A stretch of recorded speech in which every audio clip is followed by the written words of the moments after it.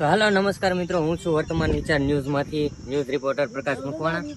અત્યારે છું હું ઉનાથી તુલસીધામ હાઈવે રસ્તા ઉપર, અને રસ્તા વચ્ચે બે કાર વચ્ચે એક્સિડન્ટ થયું છે અને કોઈને પણ ઈજા પહોંચી નથી. બસ ખાલી નુકસાન થયું છે ગાડીઓમાં, વધારે પડતી ઈજા પહોંચી નથી એટલે સારું કહેવાય. અને હવે રસ્તામાંથી ગાડીઓ સાઈડમાં લેવાની વ્યવસ્થા કરવામાં આવી રહી છે. તો ભાઈ સેફલી ડ્રાઈવ કરો અને સુરક્ષિત ઘરે પહોંચો અને શાંતિથી આવી રીતે વળાંકમાં ધ્યાન રાખો.